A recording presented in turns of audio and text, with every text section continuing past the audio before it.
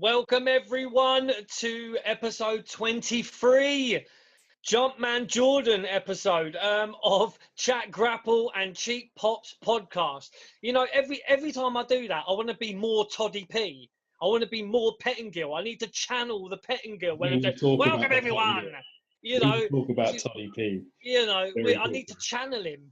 It's but yeah, I'm Chris Dredd here with the main man JB. You know. What's good in the hood, bruv? What is good in the hood? Much more quiet week than last week. Let's just say, you know, things have started to slow down a little bit, and that's nice for me anyway. It's not been as manic of a week, which meant we're actually on time to review a show for a change. Yeah, man, fucking A. It means I got to sit down. I got to watch this show in particular. You know, thank everyone that watched our Halloween special. We had a lot of fun. We had a lot of laughs. We had a few comments as well. I'll tell you. I also had time this week to watch some other bits on the network, and you suggested watching that Mortician, the Paul Bearer thing. Fucking great documentary, dude. Good shout on that. They are very good with their documentaries. I'll give WWE that. It was great. And you know what's funny though, with that Mortician documentary, do you remember when he died and they did that whole angle with CM Punk, and CM Punk had the urn and it was like, oh, you know, Heyman dressed up, didn't he? And it was fucking crazy because I swear even Paul Bearer's family said that it was a little bit close. Do you know what I mean? Like they weren't quite happy with how it went down and that. Do you know what I mean? But then in that documentary they kind of justifying it by saying, look, you know, Bill would have loved it. Do you know what I mean? Like, and to be fair, you know, he probably would have enjoyed it. You know, but at the time, us, let's be honest, he's Percy, isn't he? So you know, and that's the thing. You know, and but really good documentary, dude. Because I was chatting to Jordan like when we was at work the other day. We had a bit of time. We had a nice long old chat on the old Facebook Messenger chat or whatever, and we were chatting about a few bits and bobs. And he told me about, he said, have you watched that? I said, no. And then I watched it and it was sick. So nice one, Jay. And to be honest, the amount of wrestling we talk on that, we probably could record that as well. Yeah, it's true, man. And I'll tell you what, can we just say as well quickly, like, and we haven't spoken, but we have spoken about this, but we didn't speak about it just then. And it's just popped into my head. Like, this is episode 23 of this podcast. And we're just like two dudes, okay? We just love wrestling. We sit and shoot the shit over it. We watch a pay-per-view. We you know, we try and have a laugh when we're doing it. And in the whole time we've been doing this, we never thought that you know, that we would mean anything to anyone. We thought, you know, we're just a couple of dudes chatting shit. No one would probably listen, but fuck it, we're going to do it anyway because it's what we like. But you know, we do want to just say thanks to everybody who listens to this. And a shout out to one particular person. We're not going to mention their name, but they reached out to us in Instagram, was it? Message, weren't it? It was Instagram, yeah. And you know, we obviously we won't mention them, but we know you're listening, and we really love the fact that you love what we're doing, and we just want to say thanks, you know, for listening, and we're very grateful that we could be of any help to anybody at any time. You know, we like I say, we're just two dudes shooting the shit. We never thought that we would help anyone get through tough times, and apparently we do that. So shout out to everybody who's listening, and we're just going to keep doing it. We're just going to keep doing what we're doing, whether you like it or whether you don't like it. It may not be the greatest thing going today, but it is Chat Grapple and Cheap Pops. So here and we move. Fuck yeah. As usual, you know, remember, it is free to subscribe. We don't charge you. We don't have Patreon. We don't have none of that stuff. We choose not to because no one would probably pay us anyway. But that's right. No, but there's too many people asking for money off people. You know what I mean? For stuff. You know, we haven't got a Patreon. We haven't got none of that shit. But what we don't want to take your money, but we do want to take YouTube's money and various advertisers' money. We do want that. Okay, so do a little subscribe, ting the little bell, right? You don't even have to get notifications of when our videos pop up. Just click the bell. It is absolutely free. Do it now. Do it right. No, don't do it later. Do it right now. Just touch it. It's there. Okay? what he's Brilliant. saying Do is it. touch his bell. Touch my bell. Dude, dragging this into the gutter and I fucking love it. It's early. Touch my bell. Yeah. Touch both our bells. Do it now. So that's what we want you to do. Like I say, we won't take your money. We've got no Patreon. We don't want shit from you apart from your ears. That's all we need. But we will take YouTube's money. But in order to do that, we need some more subscribers. So please do a little subscribe. Touch our bells. And on that note, and George. As well, you can also catch us on pretty much every podcast medium there is. You know, I've every week I forget where they are. I forget which ones they are. All I remember is Apple, Spotify, and Podbean. That's it. Yeah, we're on all of them. Podbean, Yeah. Spotify, Deezer, Castbox, Listen Notes, Stitcher, iHeartRadio, Google Podcasts, Apple Podcasts, Amazon Podcasts, the whole fucking shit. We're even on a website called The Daily Smart. And you know how much me and Jordan love them smart marks. Smart marks. Before we get into our main show, obviously we have, we'd like to talk about a little bit of news, something that popped up on Friday night just before SmackDown. Thea Trinidad, or Zelina Vega, as most of you know, was released on Friday. Before the release announcement, she did say that she was in favour of unionisation. And this was maybe 10 minutes before the release announcement. So I'm pretty sure she wasn't being punished for that. We're sort of in agreement that she was told before this. Yeah, pretty sure. She was a big advocate of keeping her Twitch channel to herself and possibly OnlyFans. I'm not sure about that one. She's got an OnlyFans. She has got an OnlyFans. It's a non-nude one, isn't it? But it's a non-nude one. Yeah. It does say, 10x8's available, no nude shots or anything like that. I mean, her husband works for WWE as well. Aleister Black. Aleister Black, who's probably going to get fucking buried now. But yes and no. I mean, he's been off telly for a bit anyway. He's not been doing a lot anyway. So, I mean, it couldn't get much worse for him. No. It's almost like the Lana business, but Lana got given a documentary, so she's got one coming on the network. So you can't really judge it at the minute. It's within minutes, the AEW fans were like, "Yeah, she's going to sign to AEW." I'm surprised there wasn't a meme put out that says, she is all elite. There was. There already was. Yeah, I saw it. Yeah. Fucking this. Zelina is all elite. She obviously has some history with TNA and Impact. She was there. Who knows? I mean, I thought she was pretty good, especially on NXT when she was with Andrade. But she was great on the stick. She could work some. To be honest, it is, again, I think it is a kick in the bollocks. They've kicked themselves in the bollocks. WWE have. Just because they're being greedy bastards. There's no need, there's no need to be releasing people because they want to keep a little bit of extracurricular, side hustle. That's right. Side hustle. Fuck. Here's the thing. Unless your side hustle involves, what El Hebner was doing. Yeah. Or hardcore pornography. Yeah. Leave them to it. Like, let them crack on. They're still grafting on your show. They're still putting everything into being a wrestler. Like, doesn't Paige have games? Yeah, Paige has Twitch. Yeah, she has a Twitch account as well. But what has she done with that then? Because this is another thing. Like, I don't know. is she? I mean, is she giving a percentage of the revenue to Uncle Vinny? I mean, how does that work? Check out. It's to be the same with Xavier Woods and his one, or Austin Creed. You know, the up, down, down, whatever it is. Yeah, you know, I mean, there's got to be. You know, that maybe they've said, all right, we'll give you a percentage of the revenue or something, or like maybe AJ Styles and that just shut theirs down.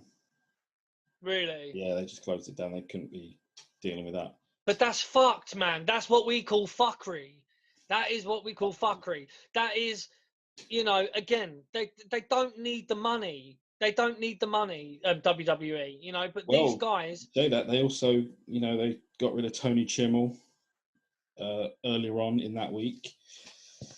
A very, very loyal servant to the company, known later on for his ridiculous introductions of Edge. I mean, I always found him quite funny. Yeah. But yeah, they got rid of Chimmel. I'm surprised there wasn't a meme from the AEW fans of Chimmel being all elite as well. Chimmel is all elite. Don't, man. We're digging him out. We ain't even started.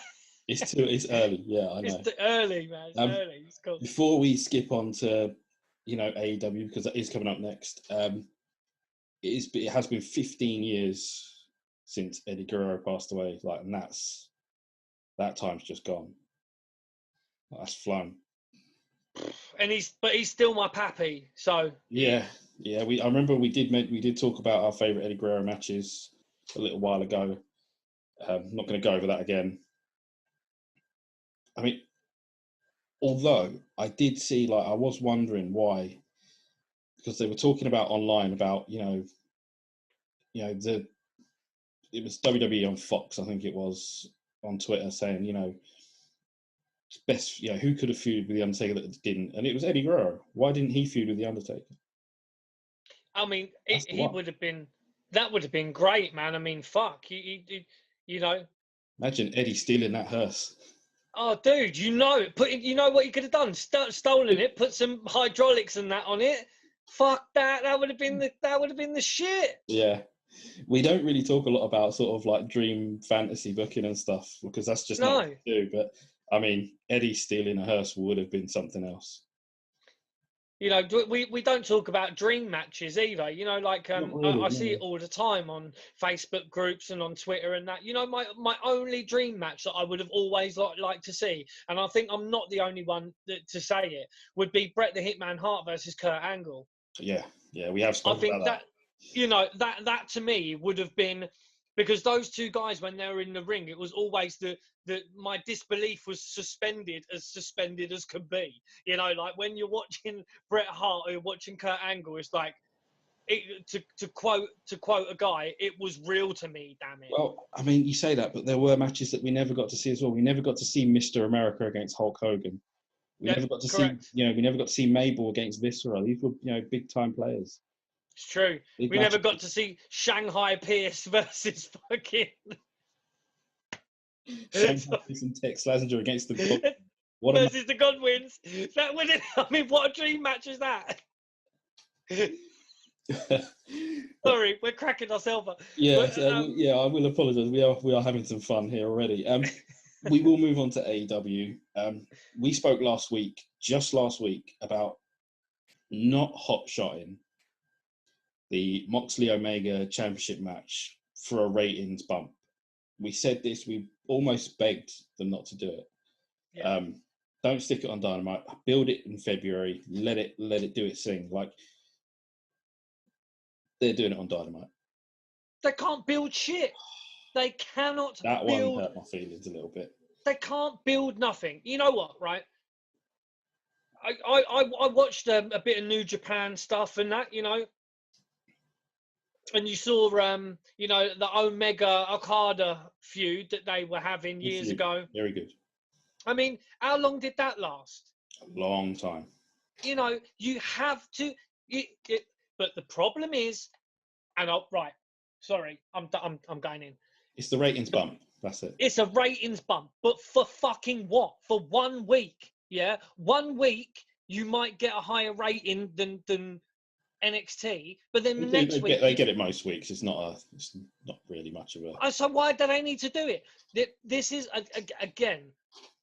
they're going to try and do some kind of weird. I mean, I like I say, I'm fucking I'm flabbergasted because I personally don't think Moxley's reign has been great at all. I think it's been dog shit. I think it's been boring. I think it's just been like meh.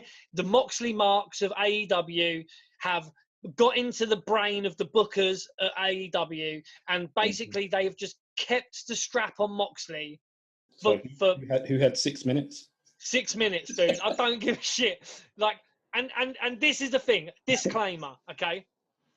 We do not on this podcast shit on AEW just for the sake of shitting on AEW. And I'll tell you why we shit on it, okay? Because we want it to be good, right? We want it to be great, okay? When AEW first was announced, right? Dude, I got a fucking chubby on, mate. I was fucking... Dude, when they announced there was going to be another wrestling promotion and it was going to be run by Cody Rhodes, Chris Jericho, fucking JR's going to be there. Like, dude, I was getting a chubby on. I was thinking, boy, yes, amazing. It had Tony Schiavone. It was taking us back to, the mid-90s, wasn't it?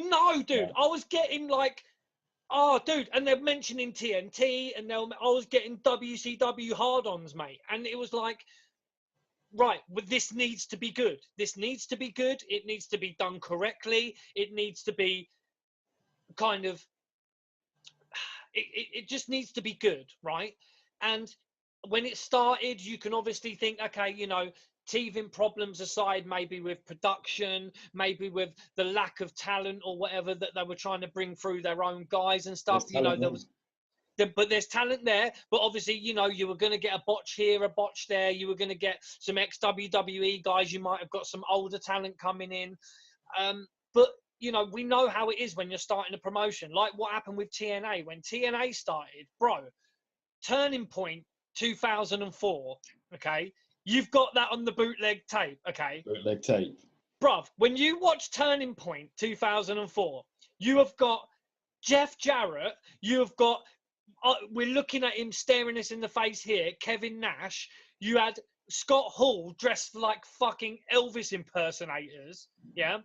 And Macho Man turns up, okay? But then you had the younger guys, you had your AJ Styles, you had your Christopher Daniels, you had your younger guys there. So, Skipper, yeah, all that. You were going to... ridiculous cage match. Yeah, I mean, but we knew that with AEW, okay, you had Chris Jericho, you were going to have some older guys there, and you were going to then have their up-and-coming guys coming through. But as time has gone on, I've just become... I'm just speaking for me personally. I'm not speaking for Jordan. But as weeks have gone on, it's like the AEW fans are kind of just basically allowing anything that AEW does just because they're an alternative to WWE. So it's like they can do no wrong in their eyes. So they're just literally like, anything that happens, oh, that was fucking great. Oh, this was fucking great. Oh, that was the greatest pay-per-view ever. Oh, this was their best Dynamite ever, or blah, blah, blah, blah, blah. And it's like, you need to just stop. They need to stop looking at stuff with rose-tinted spectacles, and they need to be a little bit more realistic and just say, look, it's been disappointing. It has been, for me, it's been disappointing, and that hurts me. I don't want to shit on AEW. I wanted it to be so good. Don't get me wrong, man. I was there straight away. I was queuing up in line with a semi on, waiting for it to just be good. Well, and I'll say this. I mean, I genuinely cannot wait for for them to fight to all this lockdown crap to be finished, and for AEW to announce that they are going to be in the UK. I'll go, bro. Because you can, I can't remember how much like Wembley Arena holds anymore. Like what, say 12,000 for a show. Imagine that 12,000 singing Jericho song. Like that'll just be insane. That'll be, and I'll say this because I mean it. It'll be way better than any American crowd. Way better. Bro, trust me, dude. The English wrestling crowds, all right? We got a lot of English people watch us. We got, I'm assuming we've got a lot of American, Canadian people watching us, right? Ask any wrestlers from America when they come over. The English crowds are rabid, bro. We're crazy because we come from that that culture of like football fans. Yeah. So, you know, the chants and all that kind of stuff is crazy, bro. You know, like when you go to a wrestling show in England, it is like football chants. It's crazy. Like, you know, we're like a Philly crowd. Like wherever you go in the UK, it's like we're a Philly crowd. So, you know, and don't get that, like Jordan says, as soon as this fucking Corona bullshit's over and they announce an AEW tour, don't get it twisted, man. We might shit on them every week, but we'll probably be there, dude. Like, I mean, I'm there just for MJF. I want him to flip me off and call me a prick. Like, you know, I'm waiting for that, dude. I'll mark out. You know, that's fine. You know, I'm actually looking forward to stuff that is going to be coming up. I'm looking forward to seeing what's going to happen with the Inner Circle and all that kind of stuff with MJF. And I hope they just start building stuff. I'm also looking forward to something that I think Jordan was going to mention, their newcomer, a new lady that came yes, into. we will get to that. AEW. I'm looking forward to seeing what they're going to do with her. You know, but it's just, to me, they're, again, we spoke about it last week in the same way. They're popping the boys. They're trying to pop the marks, yeah, and they shouldn't. They should just slow down a little bit, build stuff up, and don't try and pop these online marks and stop the Meltzer marks. You know, it's just that's a good it. segue, man, because we have to move on to something involving Meltzer. It's the Wrestling Observer Hall of Fame, which inducted Kenny Omega this week. What? Oh man! For reference here, Sting is not in this. He's not in their Hall of Fame.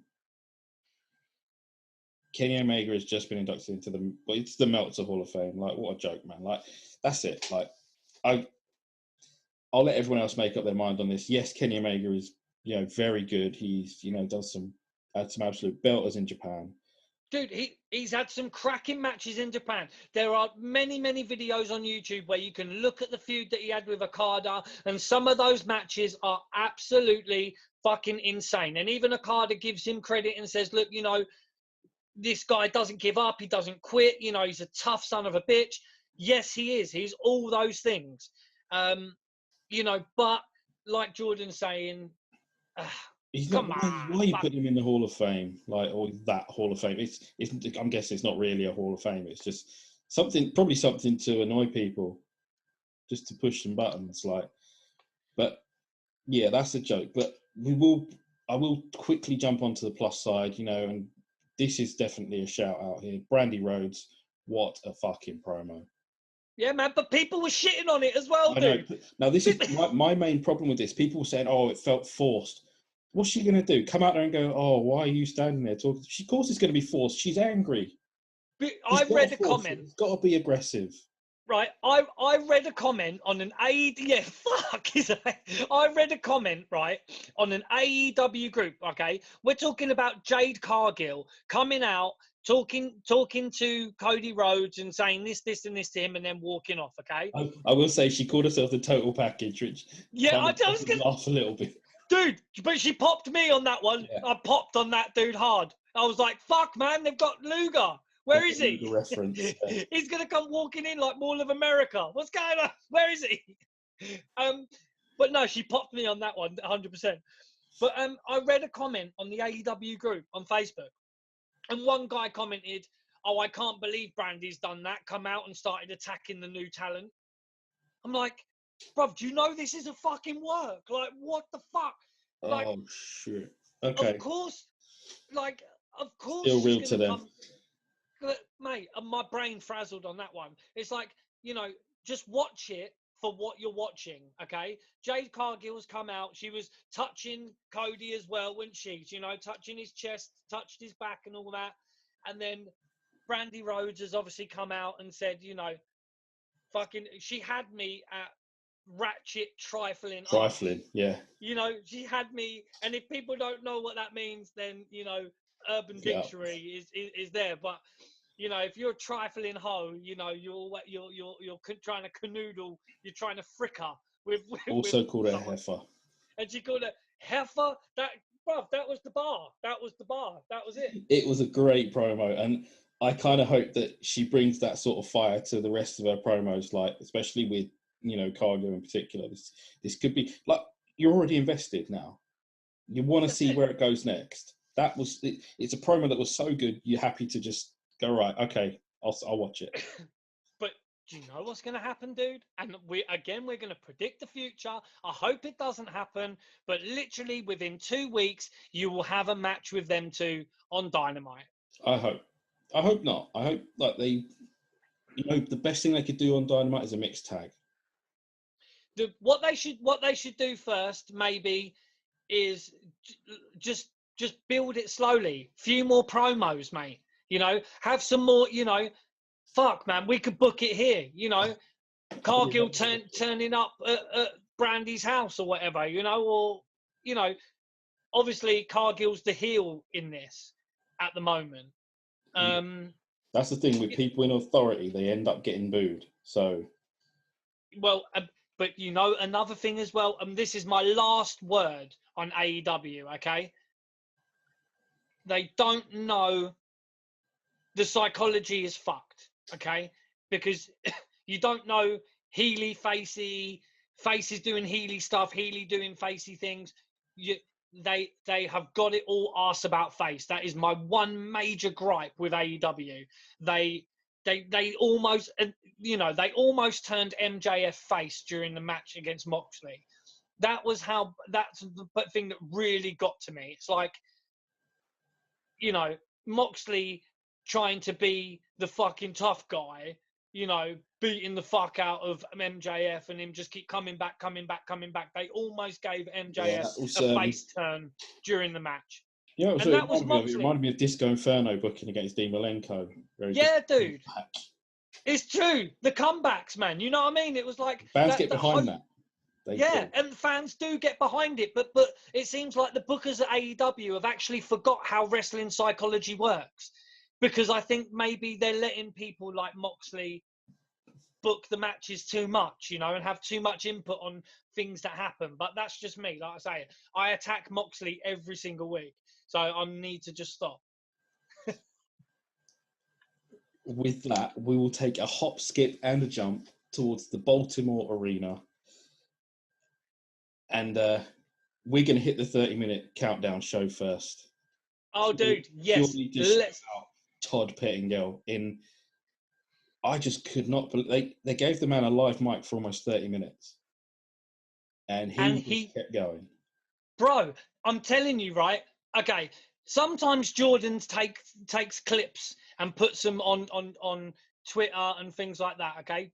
JB, bruv, I beg you, yeah? Take this little clip where I'm gonna say now, put it on Twitter, and we are gonna tag Todd Pettingill, or we're gonna find him on Instagram, and we're gonna fucking do this. Yeah, he is. Okay, right. Todd Pettingill, bro, please come on this show. Let us talk to you for even 10, 15, 20 minutes, bro. You are, like Jordan said, you are the god of pre-shows. You are the live TV god, mate. Like, WrestleMania 11 pre-show was absolutely off the chain. King of the Ring 1994 pre-show, absolutely off the chain.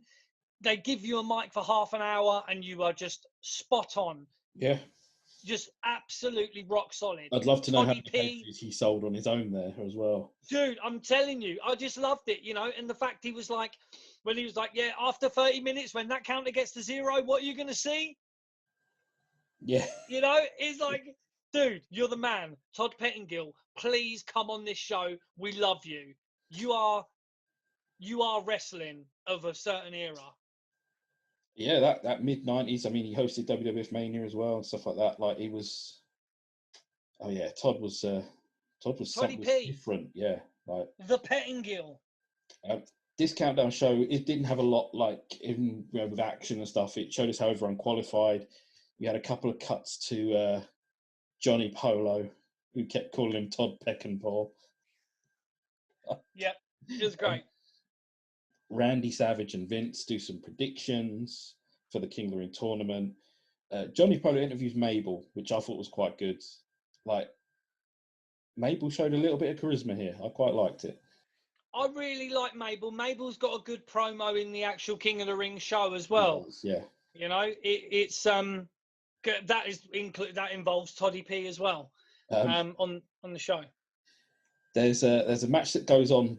They don't show it, but Thurman Sparky Plug or Bob Holly takes on Quang, and I'm pretty sure Plug gets the win, but I'm not sure. I don't know how, because after that there's a massive pop because one of the commentators is coming out. It's Randy Savage, and Todd is there with his mic as well, like in the middle of the entranceway, waiting for Randy. He catches up with him for a second.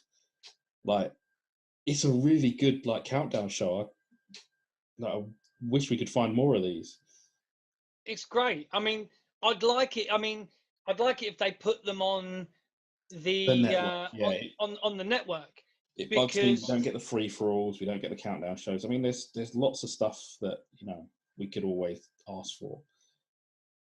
But yeah, that was our 30-minute countdown. It is, like I said, it's the Baltimore Arena. It's 12,000 people inside. It gets 185,000 buys on pay-per-view, which is quite low. Yeah. But they would get outstripped by WCW Bash at the Beach the next month because it is the debut of Hulk Hogan. Or in-ring debut of Hulk Hogan at Bash at the Beach, where he takes on Ric Flair. And this is something that WWF tries to take shots at with the new generation video stuff. Because it's out with the old and in with the new. And in the old bit, Hulk Hogan, there's pictures of Hogan, there's Andre the Giant, and a couple of others. And the Sheik, Iron Sheik. Iron Sheik. But then, you know what cracks me up as well? In the new generation, they've got Razor Ramon, and literally within months, he'd be gone as well. Only 2 years. Was it 2 years? Yeah, 2 years. No, because 95? No, he skips to WCW 96. Oh, wow. All right. Yeah. Now, this is a very different version of WWE Network because we start with a Coliseum video exclusive. And it's quite funny because they're at the board where they've got the tournament bracket for the King of the Ring, and it's Jeff Jarrett, Owen Hart, Bam Bam Bigelow, IRS, all arguing over who's going to win, and it's quite fun. They all keep moving their names forward on the board to who's going to win the tournament, and I thought it was quite good. It was great. heels doing heel stuff, arguing. Yeah, this is the second annual King of the Ring, so this is only the second time that this has been. Second time it's been on pay-per-view, yeah. Second time it's been on pay-per-view. The first one, 1993 King of the Ring, was won by Bret the Hitman Hart. 3 great matches. Really good matches. We'll probably... I'd like to do the 90... Because, it was a toss-up, weren't it? That we were going to do 93 or 94 King of the Ring. Yeah, we did. Because I've got the 93 King of the Ring on VHS. The first ever one. That'll be nice for us to do that at some point. But for me, I really enjoyed the whole concept of the King of the Ring. I don't know when they stopped doing it. What are we looking like? 2004? Yeah, I think it only sort of came back as a special because eventually we get King Booker and King Regal and stuff like that. One of my favourite King of the Rings will always be 2001 King of the Ring, where you had that slobber knocker from the street fight, Shane O'Mac versus Kurt Angle. Yeah, that was one of the most brutal. Oh, dude, that match was absolutely incredible. We will do 2001 King of the Ring. I've got that on VHS as well, so we'll do that because. Like I say, the whole concept of King of the Ring is, these guys, whoever wins the King of the Ring has to have 3 matches during the night. And let's face it, that is a tough spot, Well, we've either way. Before in sending someone out in front of the crowd 2 or 3 times, do they lose their appeal a little bit by coming out that many times in front of a live crowd? And it doesn't feel like this happens at the King of the Ring, especially in 1994. It seems like it's a pretty hot crowd. They're into it. They're enjoying it. And the guys that keep coming out for their their next round or whatever. It just looks, the fans still enjoy seeing them come out, still pop for them. It was well put together.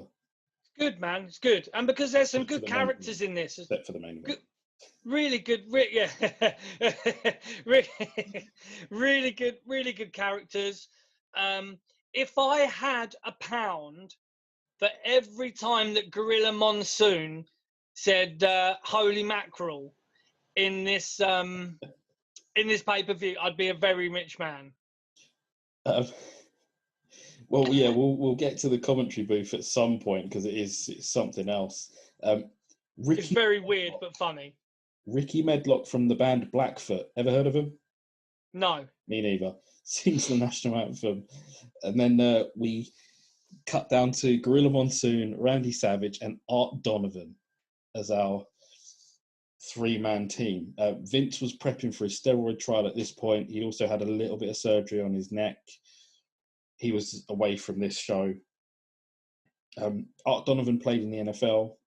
He played for the Baltimore Colts, which is neither the Baltimore Ravens or the Indianapolis Colts. So it must have been a thing. And he played for them. This is how old he must be at this point. He played for them in the 50s.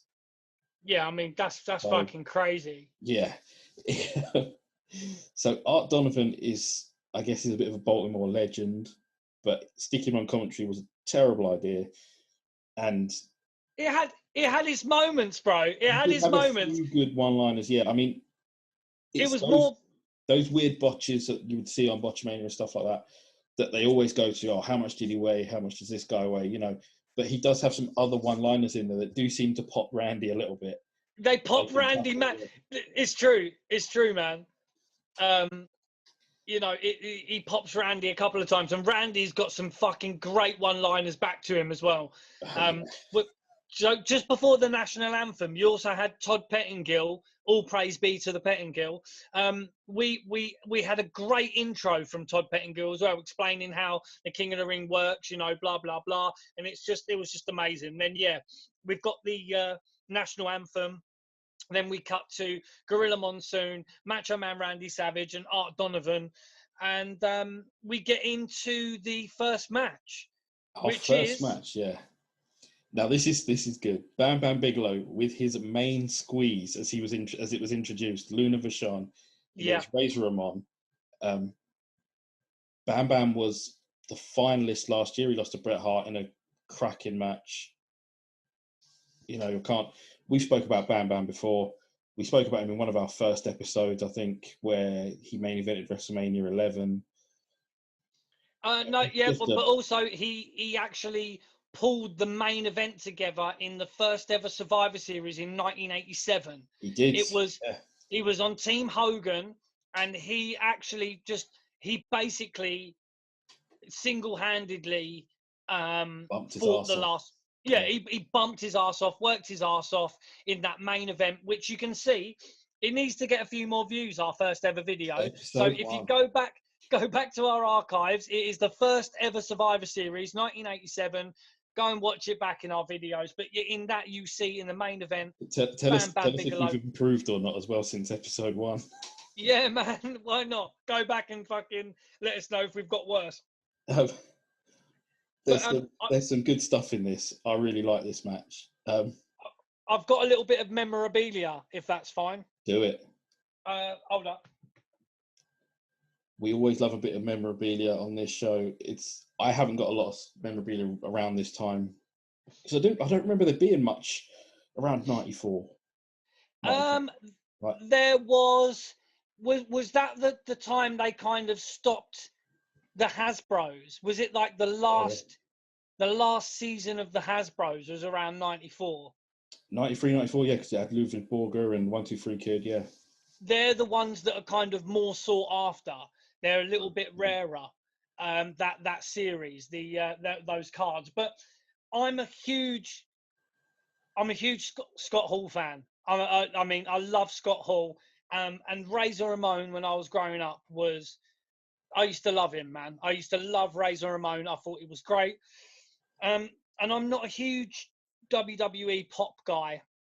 But when I saw this, I had to get it, and it's a Razor Ramon pop.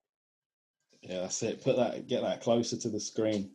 Yeah, it's Funko Pops, Razor Ramon. It's a beaut there. And I've also got a classic piece of wrestling memorabilia. The Razor Ramon Hasbro with the chains. You got the chain still as well. Yeah. There you go. No replica, originals. Razor Ramon. And if I remember, IRS just before this tournament, a little while before, actually stole Razor Ramon's chains, didn't he? He did. He stole the chains, and I don't know. Said he was like a tax office or whatever. Yeah, he said he was a tax cheat and that, and he was just repossessing them. But yeah, we'll get to that because that comes up later on. But a huge fan of Razor Ramon. At this point, Razor Ramon was he was a great talent. He literally had it all. You know, he had the look, he had the chat on the mic. He could work in the ring. And this would be a bit of a take. He's probably the number 2 babyface in the company. 100%, bro. Number 1 babyface is probably Bret Hitman Hart at this Bret point. is number 1. As far as number 2, I'm not counting Piper because he's part-time. Yep. Savage is not wrestling, although he gets he's ridiculous pop for Savage. Razor's in at number 2. I mean, 1, 2, 3 Kid was a pretty hot face at this point as well. Yeah, he was. Because I mean, this is after WrestleMania 10. Yes, and then we proceed to WrestleMania 11, where Razor Ramon would fight Jeff Jarrett for the Intercontinental Championship. Yeah. And 1, 2, 3 Kid was in Razor Ramon's corner. That was quite. They were a nice little face. Yeah. Yeah. So you know, at this time, like you're saying, easily the number 2 heel, number 2 face in the company was Razor Ramon.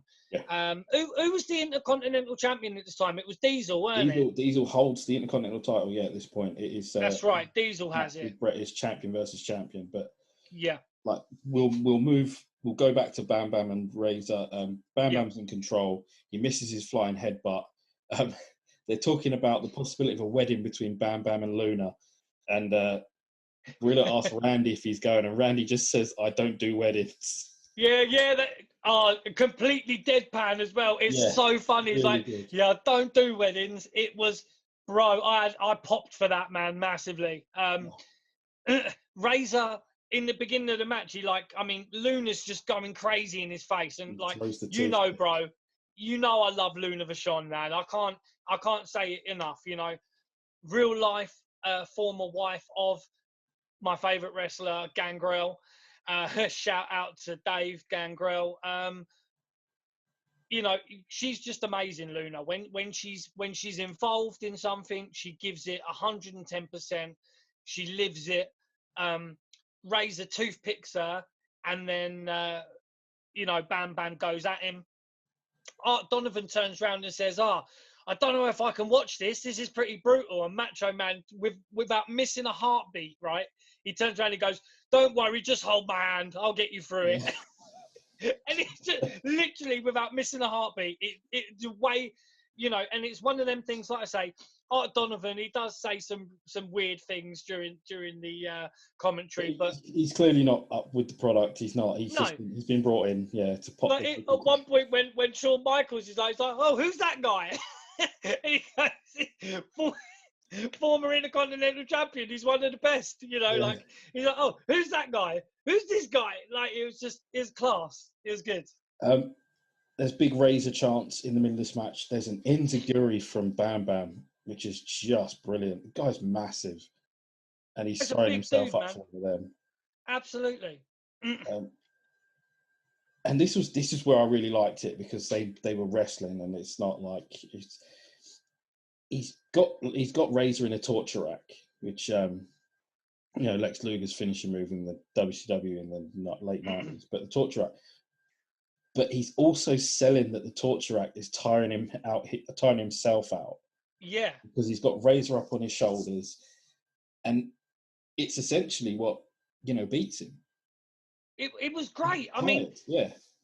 Even the commentary team, don't get me wrong as well, Macho Man didn't really want to be in the commentary team at this point, I don't think. No.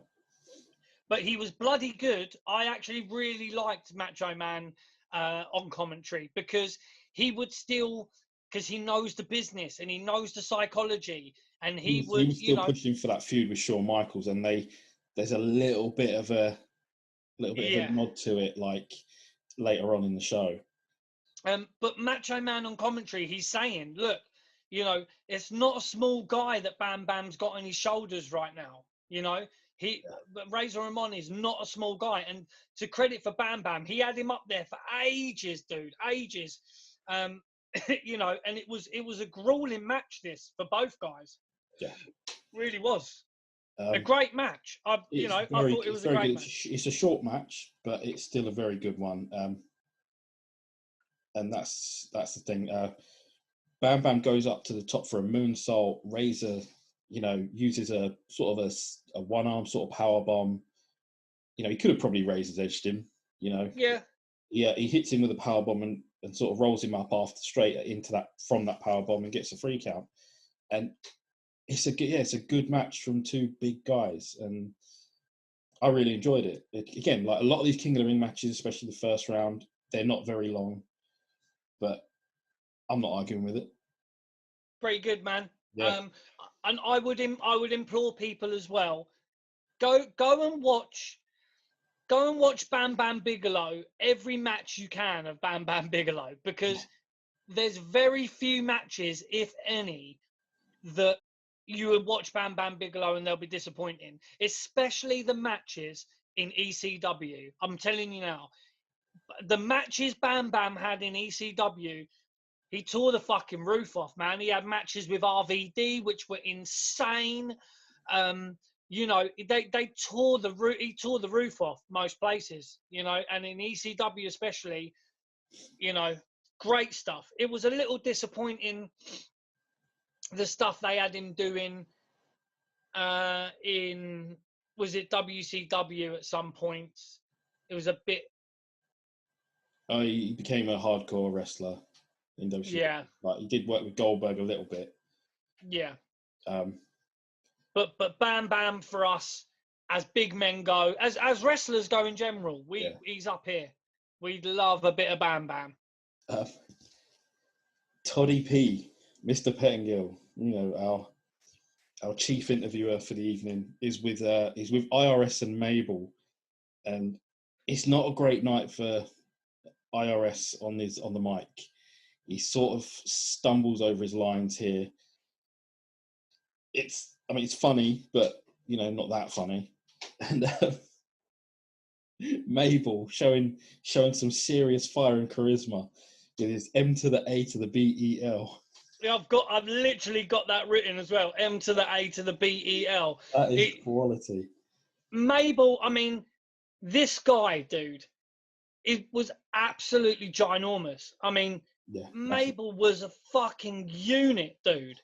And he would be blown up pretty early in most matches. But, going into it, obviously Mabel, I think, would be the favourite. But IRS, for me, Mike Rotunda, or Father of the Fiend, as Father of the Fiend. I've got that written down. He's the Father of the Fiend. He's the Father of the Fiend. He, for me, is, and it might be a slightly hot take, but Owen R. Shyster, Mike Rotunda, for me, is one of the best technical workers that the business has ever seen. This is what I've got here on my notes as well. He's a brilliant worker, excellent in the ring. It's just, they gave him a live mic and he I think he got lost. It was, I liked the idea of it. I liked the idea that IRS didn't have any music and he would just come down to the ring, just talking to the peons in attendance, saying, "Look at all you tax cheats. Yeah, you tax evaders. Get yourself a job, you tax cheats. I'm coming, you know, everybody's got to pay their fair share and all this, you know." And he was a bastard. He was an absolute bastard. But that was the character. And I think as characters go, IRS was one of the greatest gimmicks as well. Great gimmick. And that's the take from Chris there. IRS, one of the greatest gimmicks.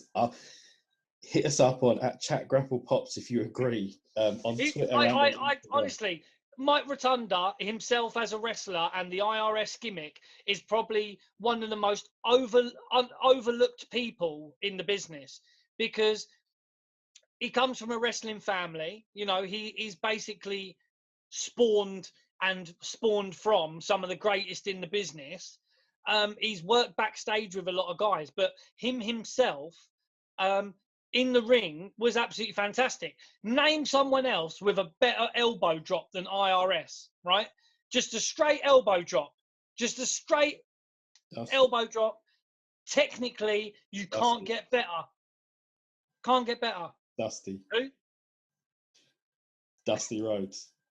Dusty Rhodes had a good one, but, you know, but he wasn't overlooked for it. You know what I'm saying? Like, technically, the way IRS swung that leg and dropped that elbow, you know, just a standing leg drop, elbow drop. For me, when I was in the ring, I used to try and drop an elbow like IRS. I know it sounds shit and like a bit like, what, IRS? Fucking watch him in the ring. Technically, he's great. Mabel comes to the ring with Oscar. Oscar is doing the rapping for him. Who's that guy in the white? Who's that guy in the white suit? Is Oscar? He doesn't have a clue in this, does he? It's so good. Now, yeah, you're right. IRS hits a brilliant clothesline in this. You know, shows his real technical ability.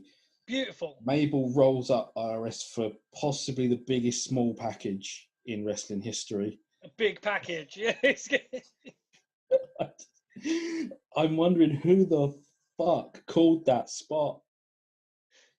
You know, did IRS go, small package? Yeah. Because it's massive. It's a massive package. Go back and check that out. Him trying to kick out of it as well was just insane. Oh, I thought he wasn't going to kick out. Me too. You know, it looked like he had him beat. Like, if he wanted to shoot on him and just hold him there, there's no way out of it. Mabel makes the same mistake as Bam Bam Bigelow did earlier on, and IRS knocks him off a turnbuckle, and gets the win using ropes as well. An extra Healy move by using the ropes to move on to the next round. And dude, it was the worst pin I've ever seen. It was absolutely terrible. It was literally Mabel lying on his back doing that, right? IRS had no force on him at all. He had one of his legs up, but then you could see Mabel just lying down, just like shaking like this. It was absolutely terrible, honestly. It was such a poor pin, but IRS gets through. Good stuff. IRS does move on. He will take on Razor in the. If you're watching on YouTube, you can see the bracket that we've got in front of us. It will be Razor and IRS in the semi-finals. Coliseum video. Quickly jump in with Mr. Fuji, the American spokesperson Jim Cornette, Yokozuna, and Crush. They want the tag team titles. That's it. Basically, that was very quick. You know, it was almost pointless. It was, yeah. You know, it's just giving a little bit of airtime to Cornette and Fuji. Yeah. You know, Crush looked like he didn't want to be there. He was looking forlorn, just sitting there in the shadows. Yeah. I mean, Yoko was huge, wasn't he? Yoko is big. Big man. He does look a bit smaller at WrestleMania 11, if I'm honest. So maybe. Yeah, I think he slimmed down because I mean WrestleMania 11 was that when him and he was Owen Hart's. Owen team up, yeah. Yeah, that I mean, for me, one of the greatest tag teams that were never really acknowledged as being one of the greatest tag teams. Yeah. Fantastic. tournament match number 3, Tatanka, Native American, Superman, I guess, takes on the Rocket, Owen Hart, with possibly the best music of the night. Of course. I'm sure you'll agree. What great music he's got. And I'll tell you what, dude. For me, this was one of my favourite matches on the card. This great match. It's really good. Really good match. It's the point made that Owen is going to try and emulate Brett because brother Brett had won the King of the Ring the year before and had gone on to WrestleMania to win the WWF title. So they felt like it was Owen could be the next guy, and his. And Owen had a great match with Brett at WrestleMania 10. An incredible match, something that gets overlooked purely because there's a ladder match in that show later on, but pure wrestling, that is a thing of beauty, and I'm sure we'll get around to looking at that properly when we get later down the line. But yeah, that match for me is one of the best matches of the 90s. 100%. Tatanka heelishly jumps Owen before the bell. Yes, he does, and it doesn't make sense because Tatanka, he's got a high tassel count. So you'd think that so his face, he should be a face, but he comes with that heat stuff. Yeah. But Owen has his fans tonight. There's a lot of fans cheering for Owen. Really nice. They're wrestling, these two. There's a really nice sequence where Owen throws Tatanka over the top. Tatanka just lands on his feet. And it's great stuff. Yeah, really good stuff. Also, another guy that is extremely overlooked for being a good worker, and that's Tatanka. Tatanka, when he came into the WWF, his unbeaten streak was real long, dude. He went unbeaten for a very, very long time. Yeah, they sacrificed him to Ludwig Borga, though, didn't they? I know. Fucking, they sold him out to Borga, and I think we've spoken about it on this show as well. Ludwig Borga, look at the guy's life and the guy's history. He's a crazy individual, man. Absolutely crazy individual. But yes, they sold out Tatanka to Ludwig Borga. Yeah. But Tatanka he was very, very gifted in the ring. Good worker. Great look.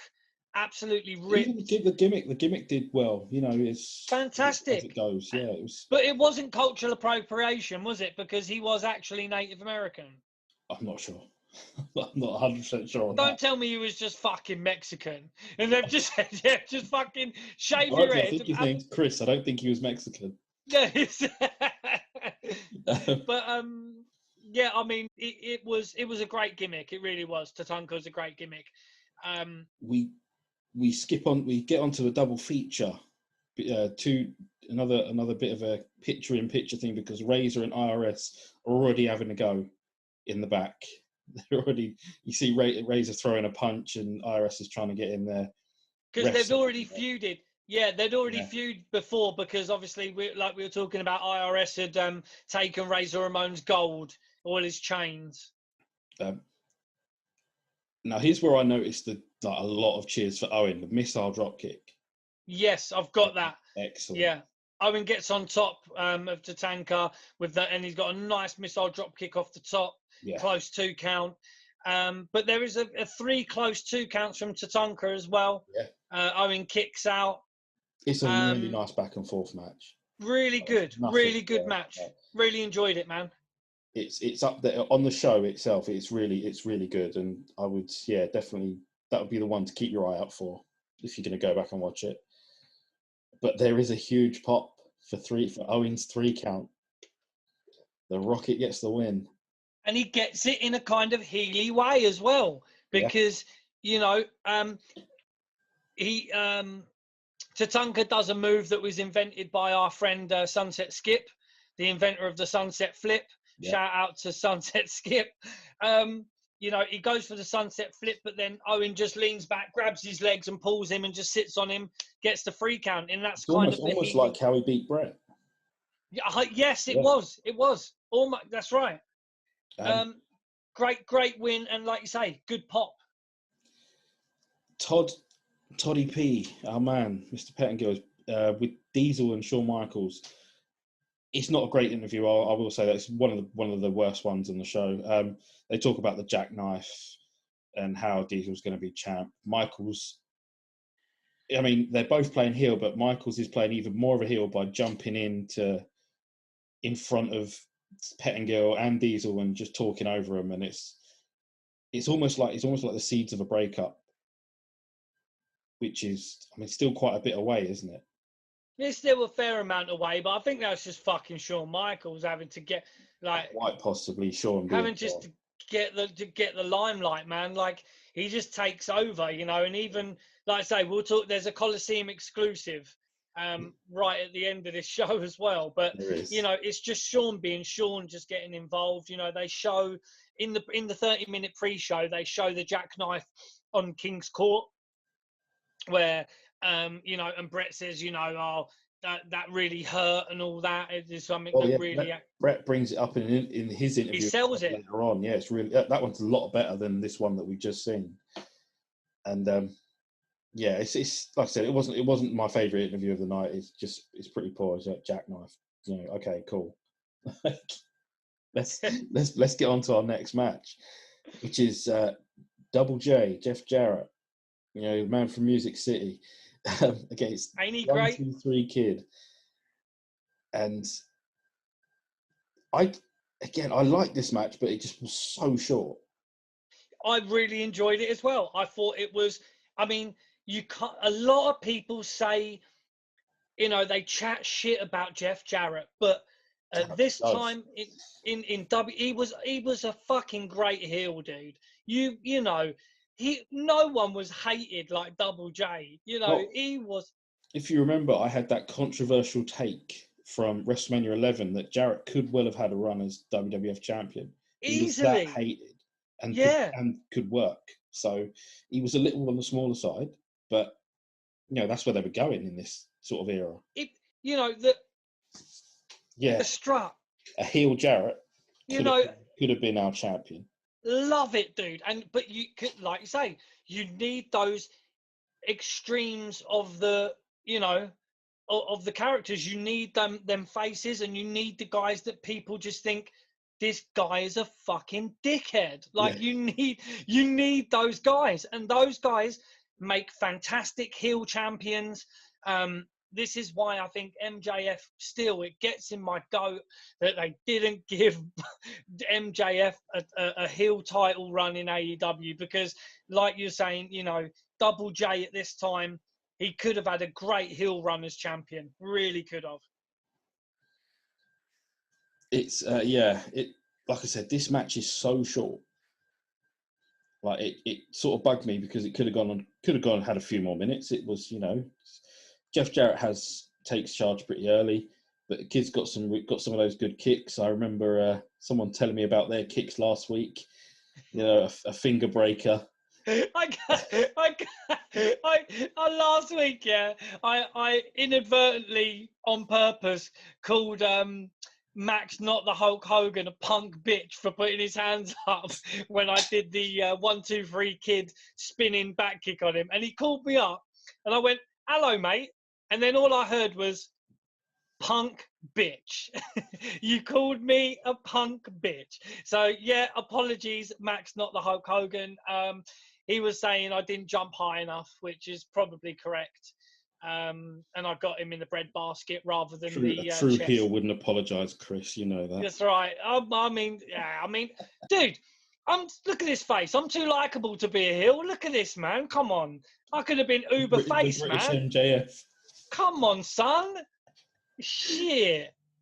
Here I was thinking we were going to book a match between, you know, Hogan and Dredd, and you know, it could happen. Apologized. It could happen. Actually, fuck that punk bitch. No, I love him. I love him too much. But yeah, it was just funny because I was doing the old 1-2-3 Kid spinning back kick, and as you say, I mean, 1-2-3 Kid. I mean, how old was he at this point? I mean, he looked young, but he was fairly young. You know, he was trained by Killer Kowalski, I think, possibly.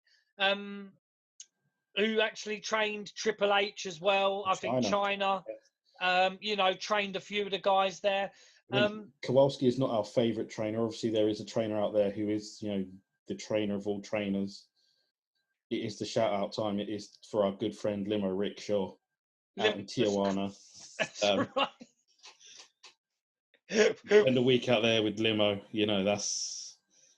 Honestly, know what happens. That's the most grueling training you'll ever go through with Limo Rickshaw in Tijuana. But I mean, even Dusty Rhodes says, he's good at what he does. And absolutely, our weekly mention of Limo Rickshaw. Got to give him a shout out. It's like I said, this match is so quick; it doesn't get going, but it's fun. It's quick fun. It's a small package. It's not the Mabel massive package. It's a small package for a surprise 3 count. Double J does get his heat back though. He pile drives Kid and he beats him down, and Kid's helped to the back. And they're trying to sell that he's seriously hurt from this pile driver and stuff, which is fair enough. Jarrett needed to get his heat back off of that because that match was so quick. It was just never gonna. You couldn't sell something like that and him just wandering off. No, it's and he, even as he's wandering off, he's muttering to himself, and you can see that when the camera's on him, he's like, "I won the match. I won the match." Great stuff. We get one of those new generation promos. Talking about the old and the new, like we said earlier, with I think the old bit has Hogan and Andre and Iron Sheik and was it Bruno maybe Sammartino? Bruno Sammartino, I think, yeah. And the new generation, so it's got like your Bretts and stuff like that. It's very much a knock on what's going on over in Atlanta, which is fine. This was when taking the mick out of each other's companies was fun and not just weird and like offensive. I mean, you would have the Huckster and the Nacho Man promos a year or so. Yeah, Scheme Gene, Ted, the Nacho Man, the Huckster. Great stuff. Great, I really enjoyed those vignettes. Still stick in my mind, when the new generation, and they had those promos taking the piss out of WCW and that, it's good, really good stuff. Great. Our favourite interviewer, Todd Pettingill, Toddy P, is with Bret. Bret Hart does not know if he can kick out of the jackknife. That's the best selling point. Like, Bret has just sold this match to everyone. He doesn't know himself if he can kick out of the jackknife powerbomb. And that's all you need to sell Diesel as a credible threat to this championship. But it's really annoying as well, though, because, I mean, it really annoys me when people go on about Bret and they call him fucking sour grapes and all this kind of shit. Because, dude, like, Bret was just a straight up guy, man. I mean, when he was doing business, he was doing business, man. It is that time of year. It is, it's November, so it is, so many years since the screw job. What are we at now? 23, something like that. 23 years since the screw job. I was at work the other day and I was thinking, shall I just put? I actually put on the Montreal Survivor Series '96. I've got it on the network like 10, 20 minutes through because I started watching it. I thought, because it was on the day. It was like the 6th of November or something, the 5th of November, I think. And I was like, fuck, because I saw it come up on my feed. It was like, 20 odd years today was the day of the screw job. And I thought, fuck it, man, I'm going to watch it today. And it's really weird watching it back because you had one of the Rougeaus doing all the announcements in French. Yeah, it's in Montreal, isn't it? So yeah, it was a really weird one. But if as I said, like I said this on Twitter before, like if you're going to watch the screw job, and you haven't made your mind up on whether it's a work or whether it's a shoot or whatever, before you do any of that, just watch Wrestling with Shadows. I still think Wrestling with Shadows was there to sell the work, dude. I'm telling you. Well, that's how you can make your opinion. Watch Wrestling with Shadows first. Watch Wrestling with Shadows and see how you feel. Yes. Watch it, because Wrestling with Shadows is literally around that time. Brett with cameras backstage with the back and forth when he's going to WCW. He's got the deal with Vince, and Vince has said to him, "Yeah, we'll give you this deal." They've signed the deal, and then Vince comes back and goes, "Nah, fucking, we can't give you that." It is. I still think it was a work. I still think Wrestling with Shadows was selling. It was a way for Brett to lose the championship, and still kind of keep some heat going into WCW. Vince would be seen as a massive prick, but still build that kind of Mr. McMahon character up. It's mutually beneficial for everybody, because then Brett loses the title but says, "Oh, I lost it unfairly," so he still keeps that kind of, the people still think he's the man. Vince still gets to keep the belt. He doesn't want another Medusa going somewhere and dumping the belt in a fucking dustbin. It's a win-win, dude. And the classic Brett screwed Brett promo will forever be notorious. Vince there with a black eye that wouldn't have necessarily come up that quickly, because it was like the next day or whatever. I don't know. I think it probably would have done. It would have come up. Yeah, but I'm sure they, hammed it up. Yeah. Yeah. I mean, I personally still think it was a work, or one of the greatest works that this business has ever seen. Oh, I'm still undecided. I just can't quite figure it out. Double cross, or whatever fucking Cornette calls it. Like, if you hear Cornette talking about it as well, because he still to this day says that it was his idea, and Cornette's original idea was to get Shamrock in there, and said put him in with Shamrock. He'll drop the title to Shamrock, no worries.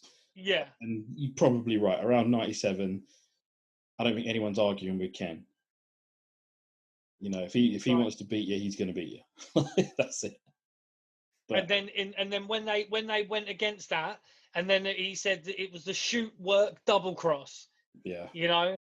And he suggested that, and then apparently they went with it. But like I say, I do still to this day still think it was a work, but one of the greatest works that's ever been. But that's not for another 3 years yet. We're still in 1994. We're still in '94. They're teasing who will be in Brett's corner, because there will be a family member in Brett's corner. And that leads us to the next match: the Intercontinental Champion Diesel with Shawn Michaels taking on the WWF Champion Bret Hart, who comes out with Jim the Anvil Neidhart. Gets a decent pop for Jim. Jim had done a little bit of work in WCW after he left WWF in '92, possibly. I'm not 100% sure on that. But yeah, it is champion versus champion, but it is not title for title. It's just Bret's title on the line. They very smartly, to start this match, they play to the strengths. We're not going to see any arm drags from Diesel. No, there's no Hurricane Ranas from Big Daddy Cool.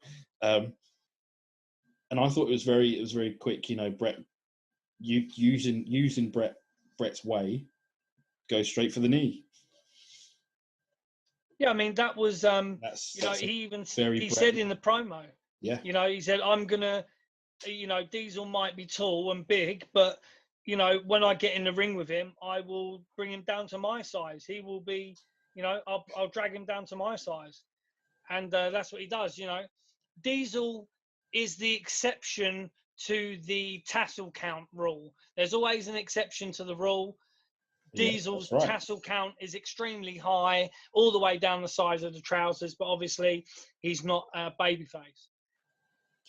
Well, this is funny because Diesel is only months away from becoming our WWF champion. And then he would turn face, wouldn't he? Really, when he goes against Shawn Michaels. Yeah, they're obviously getting Diesel ready for this spot as champion. He is a big guy. He's got tons of charisma. He did throw out a ton of people at the Rumble that year, and almost accidentally turned face by doing that. I think he chucked out Bob Backlund and got like a massive pop. It's almost like the Drew McIntyre pop for getting rid of Lesnar this year. But it was, and they must have realised that they almost turned him by accident. But yeah, they're clearly building Diesel as the next guy. So he does go in against Brett, and Brett's clearly in charge here. He's working the knee. There's a nice pop for a figure 4. Shawn Michaels is doing his best to get noticed at ringside. It's almost like having a little chihuahua or puppy, something at ringside, just charging around. It's all you can see in the background on the hard camera. Is just Michaels just everywhere, buzzing. Yeah, he probably literally was buzzing as well. That's what I was. Yeah, I was just about to. Almost caught myself there. Yeah, he was. He does catch up. He does hit Brett. Anvil starts chasing him around the ring. Like, I thought that was quite funny because Anvil's doing everything he can to take shortcuts and dive. Yeah, he's like sliding through. Yeah, it's great, man. He's sliding through the corners.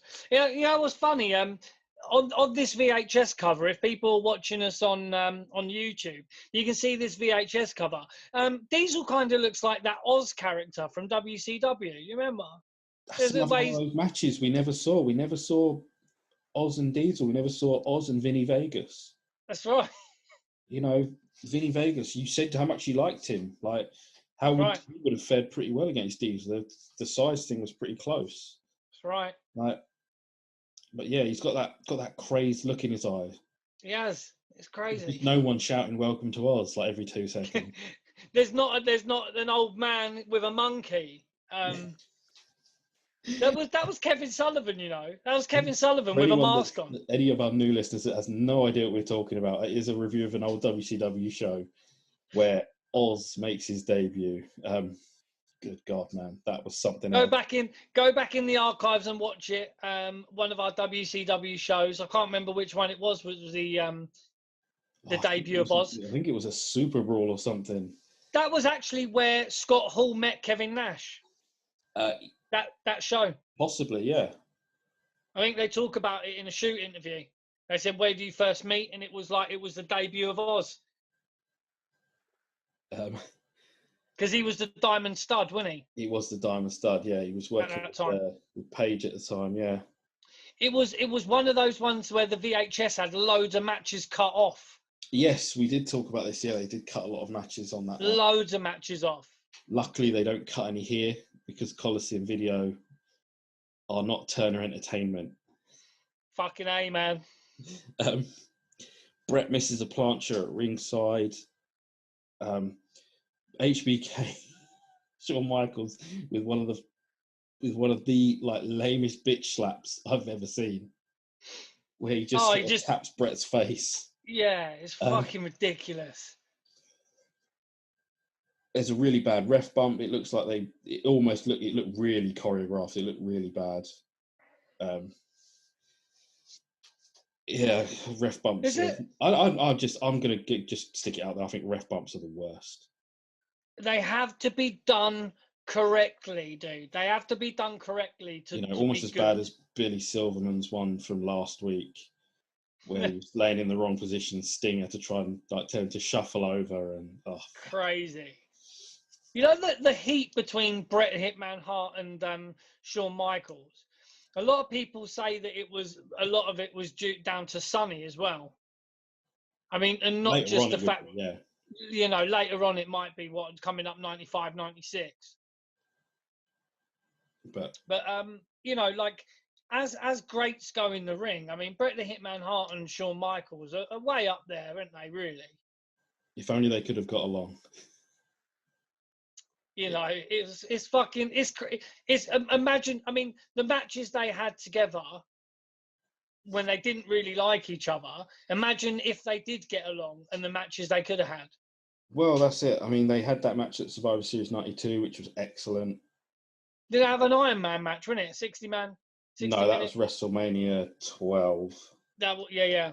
Yeah, Survivor Series 92, they main evented, and that was excellent. That was just a really good wrestling match. But yeah, Shawn and Diesel devise a plan to expose a turnbuckle. Diesel ends up going into that turnbuckle. Yeah. Brett lays out Shawn Michaels, and Shawn takes this ridiculous bump from the apron to the barricade. It's crazy. It's stealing the limelight because once the turnbuckle gets removed and Diesel goes into it, okay, this is when Brett's going into his moveset, and this is where the crowd's like, he's going to win it now, because Brett does his fucking classic, elbows off the second. Well, he does the side Russian leg sweep, then he does the elbows off the second, he does a couple of them, then Bulldog off the top, then he goes for the sharpshooter, and then that's when Shawn comes in. The crowd is building up attacks because Anvil at ringside, and whilst the referee's caught up in that, Shawn hits Brett with a belt. Anvil loses his shit on this and decides to attack Diesel. That's it. That's your DQ. So Diesel wins the match. Brett retains. Anvil just walks out. Because they were selling a little bit of a story here. Yeah. They were after the fact. They were, they said, look, they didn't know where Anvil was, because Anvil basically stopped Brett from losing the title. Yeah. But then the fact that he disappears, they're like, okay, why did he wander off? And then there's a Coliseum video exclusive again. Yeah, Brett looking for the Anvil, and he's like, Anvil. Yeah, and he's like shouting.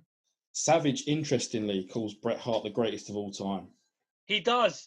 He does. He says, he's the greatest of all time, and it coming from Macho Man Randy Savage.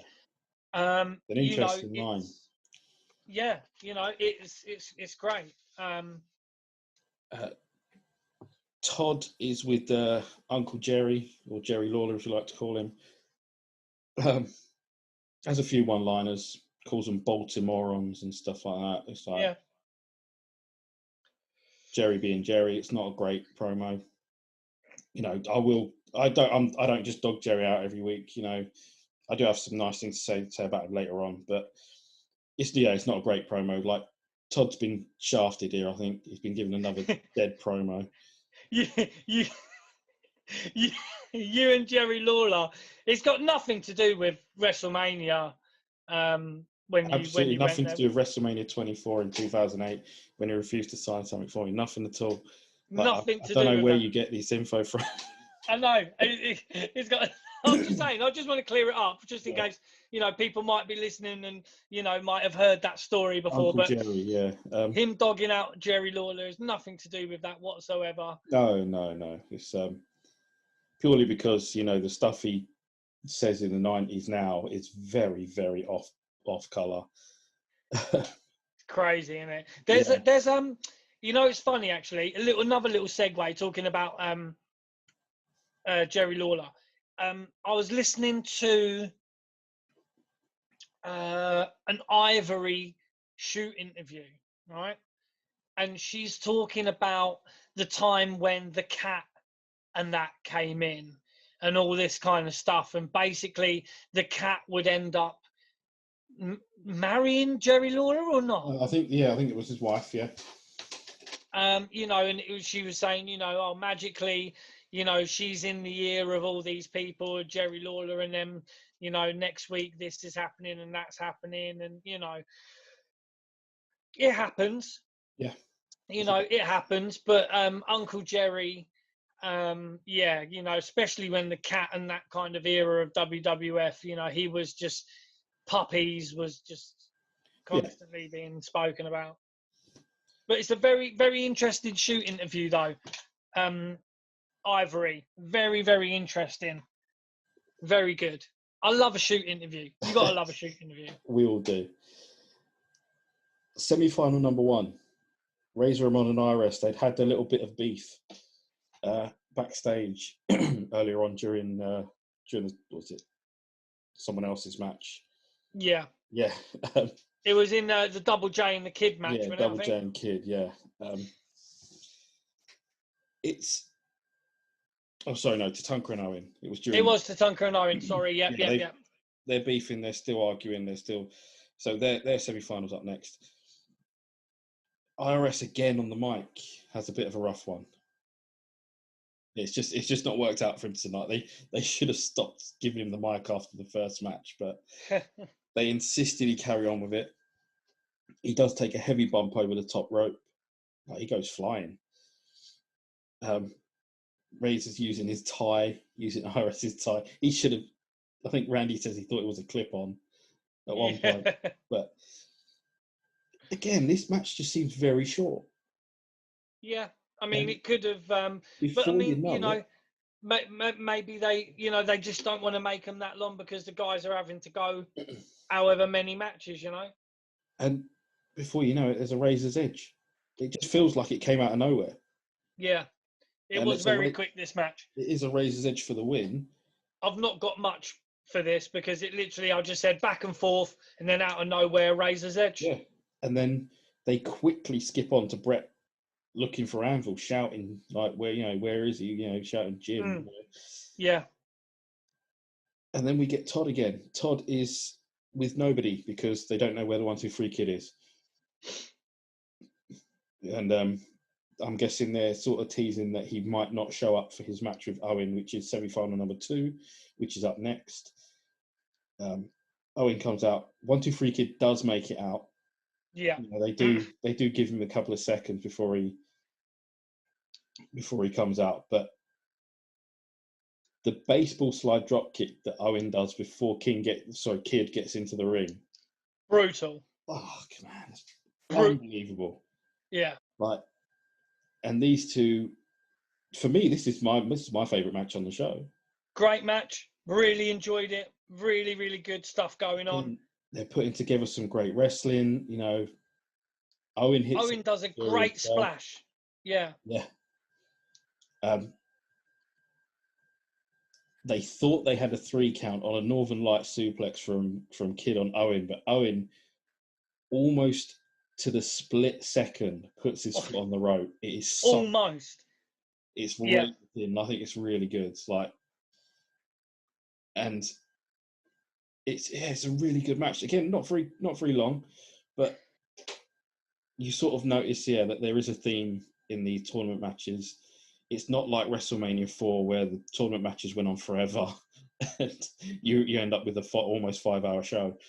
It's it is the King of the Ring. It is like a little bit shorter. Like I'm pretty sure Brett's matches went longer in '93. Yeah.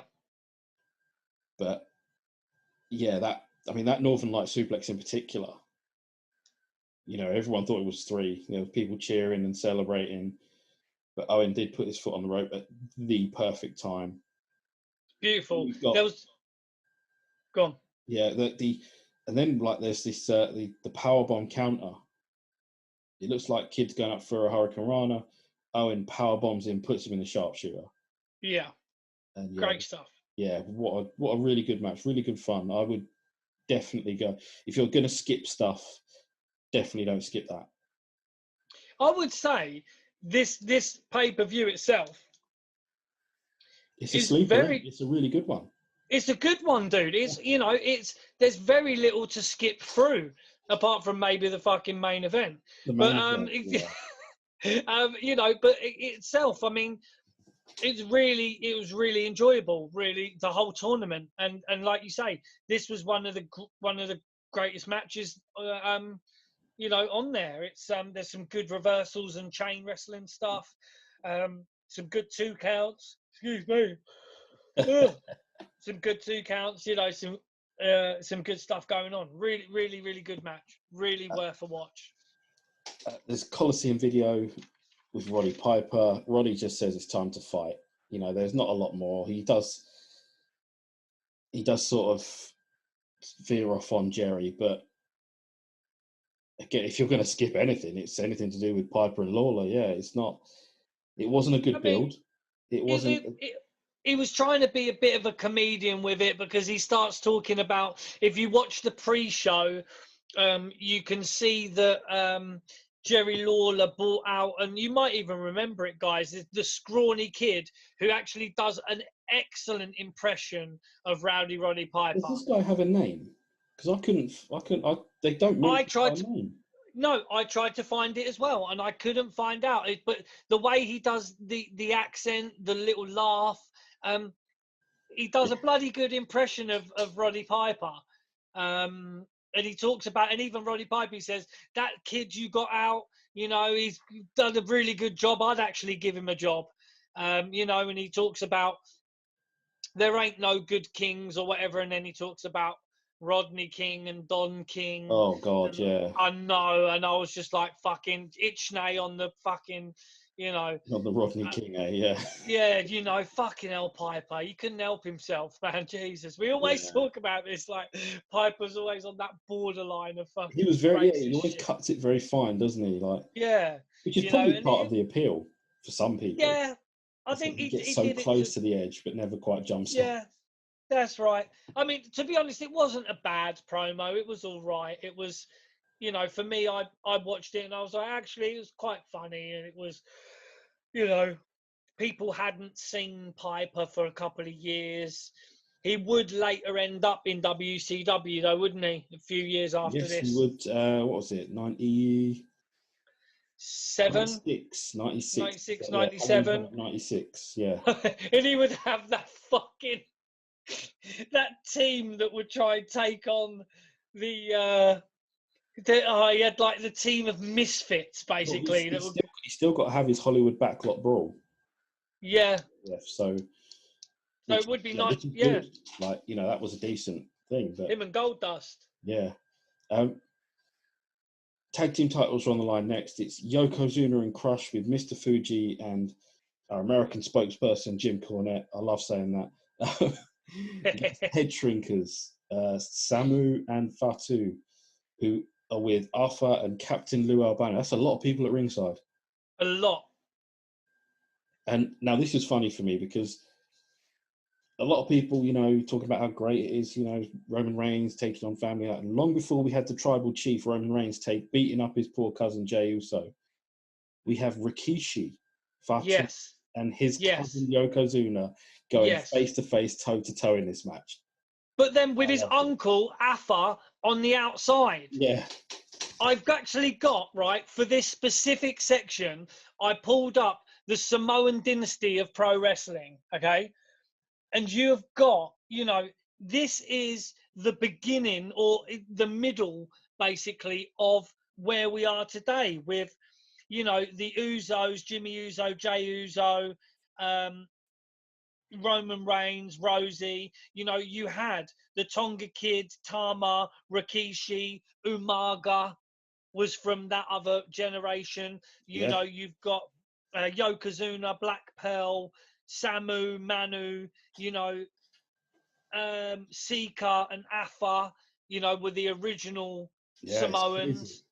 You know, and you've got Peter Maivia, Rocky Johnson, Dwayne Johnson on that side.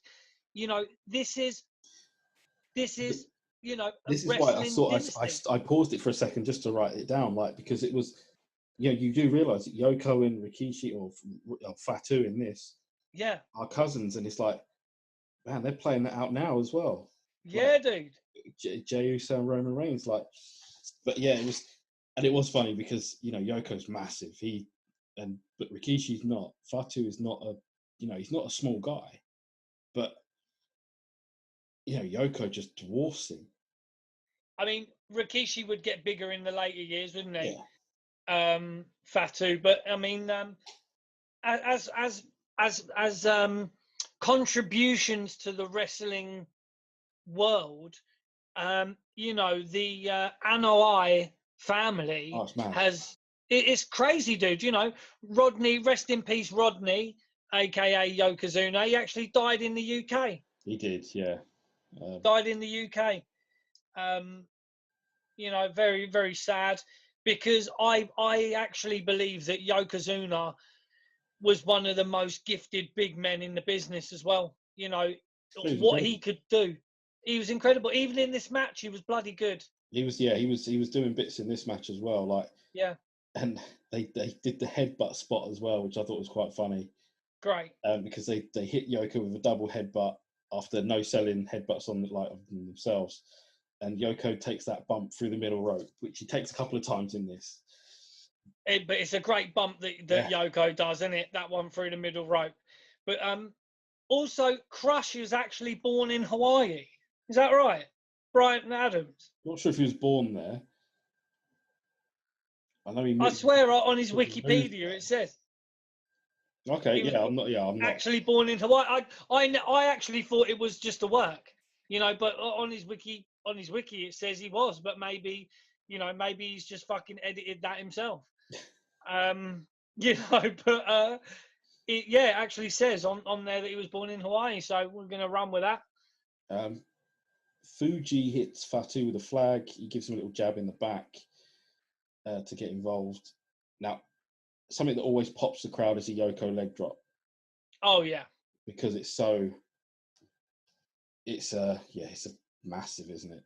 I don't know if I'd want to take that as safe as it might seem to be. Looks fine. Looks fine. I don't think many people had a problem with it. I'm sure Hogan probably cried to Jack Tunney, but fucking dude, fucking of course he did. Of course, I mean Jack Tunney turns up in this as well. Great. He does, yeah. A little cameo from Jack Tunney. I love it. Lex Luger, from out of nowhere, turns up in this great outfit. Absolutely. Oh, dude, I've got that as well. Do you know who he looks like? A white, jacked up, ICO Pro winning Mr. Motivator. It's one of them. He doesn't even have a match on this show, but he wins the ICO Pro Award. That's right. Otherwise, it might have been a difficult show. It might have been a tough one if Luger hadn't turned up. The only one, who I thought was actually quite ripped on this show? Piper. Tatanka was quite ripped. Piper as well. Yep. See, I have Piper down as second place, but... Yep, 100%. Piper was second place. Luger is the winner, and he doesn't even work a match. Incredible. It's fucking crazy. But that outfit he's wearing, it's like he's wearing... I mean, American viewers, you might not even know who Mr. Motivator is. We've made another British reference here, and it's Mr. Motivator. Like, kudos to you on that one.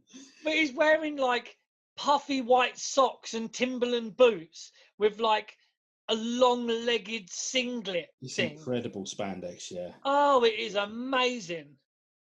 And the minute his shirt came off, you knew that the ICO Pro Award was just... I was almost rushing out to give it to him there and then. That's right. He's literally like Luger, Steiner. Now, before we carry on with Lex Luger making his way to the ring, I have been asked by one of our loyalist of viewers and listeners, Cactus Matt. He asked me about you, Chris, in particular, and have you been taking your ICO Pro? Because we know you've been lifting the weights. I've been taking my vitamins, saying my prayers, drinking my milk, and drinking the nourishment. Nourishment. You've not been on the ICO Pro. No, it's pretty hard to get ICO Pro anymore. No, the Road Warriors showed us how to do it. Remember? Sorry, I need to watch that. Road Warrior video again, where they make the Road Warrior shake and they give it to Sean Mooney.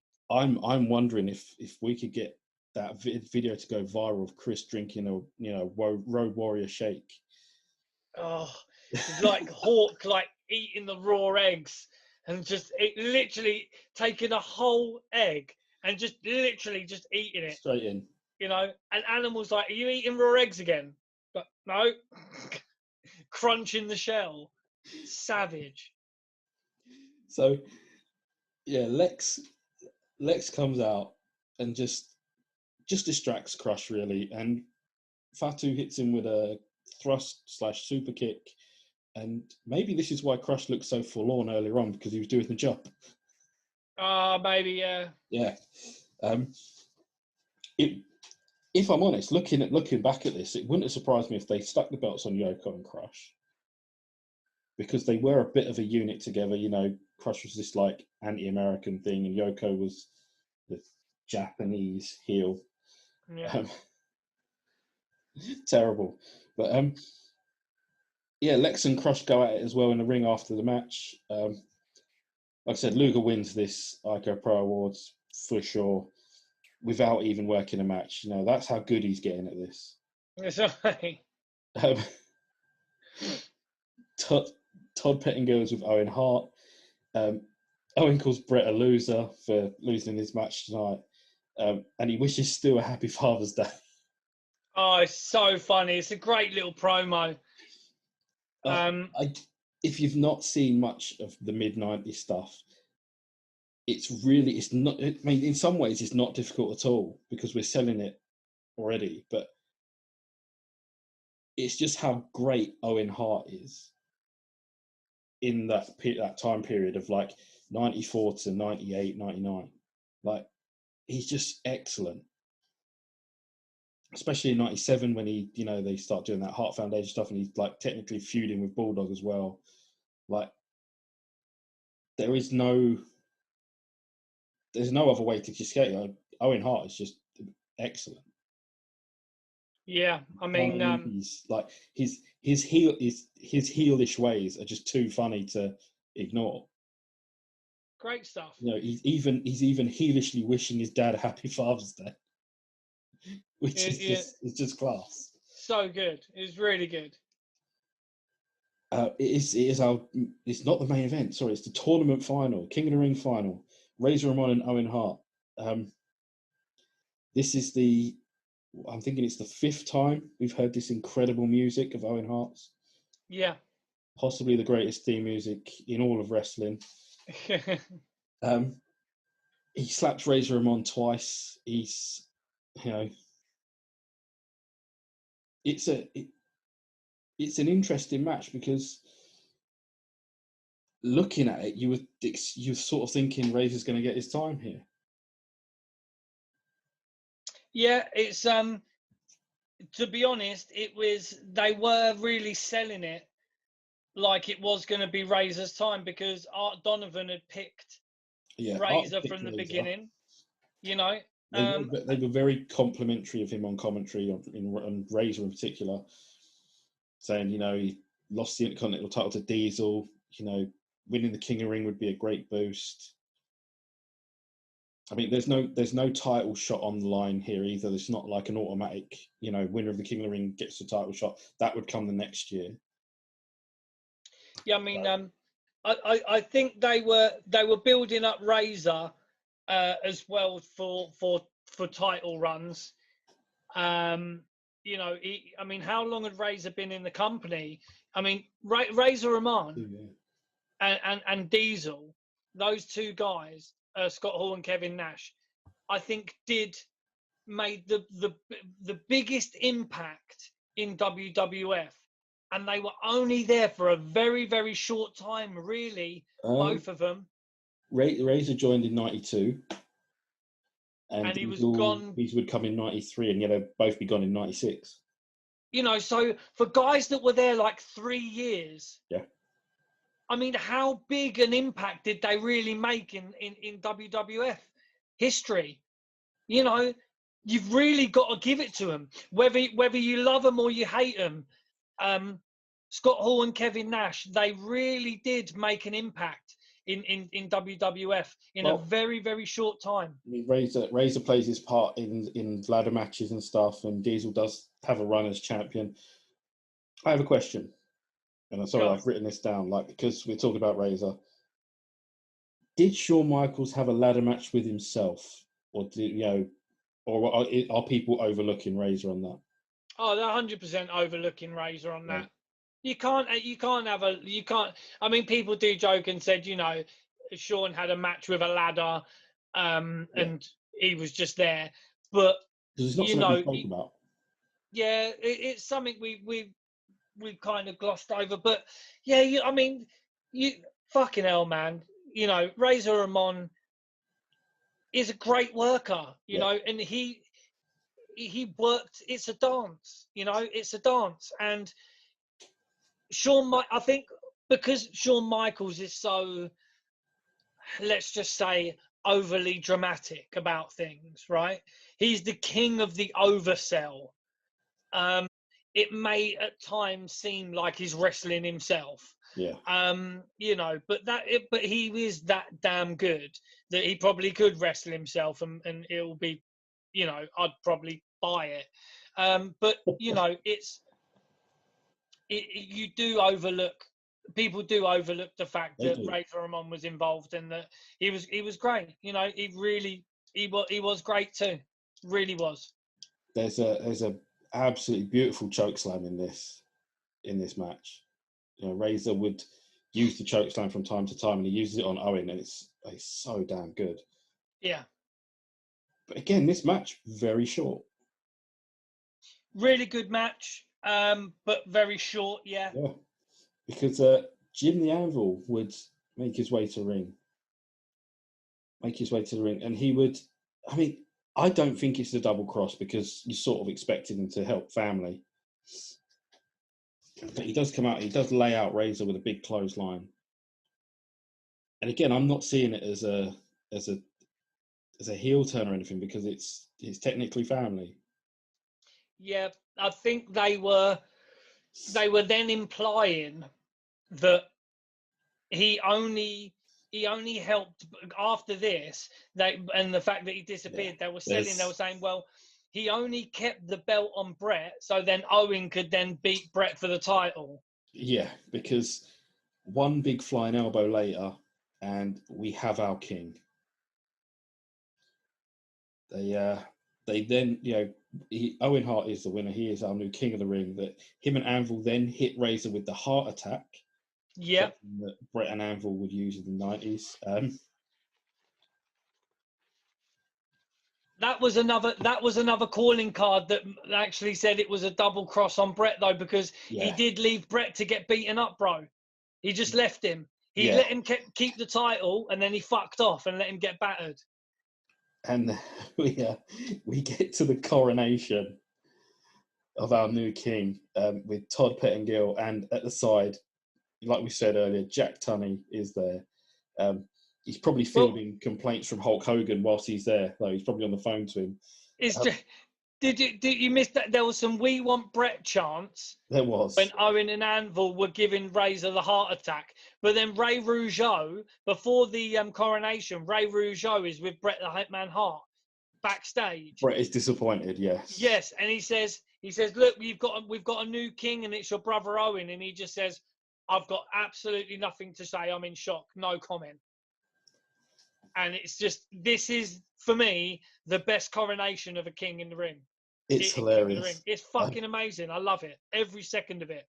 Every second of it. Owen wants his respect. He decides he doesn't want Jack Tunney to present the crown. He wants Anvil to present the crown.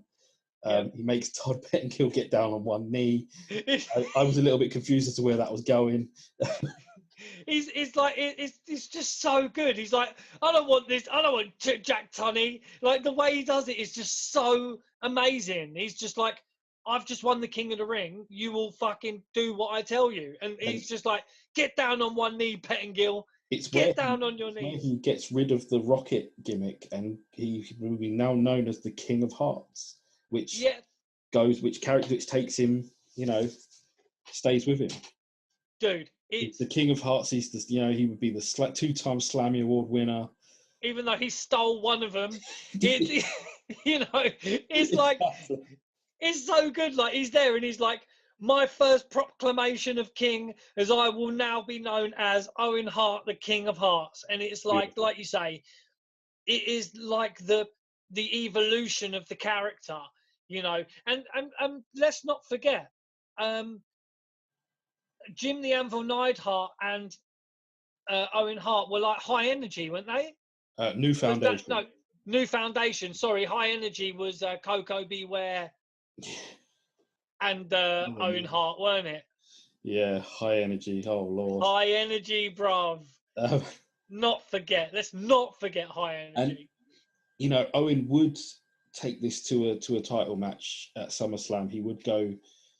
Him and Brett would go in a cage for 30 plus minutes in a very different cage match, still excellent, like, by all means, but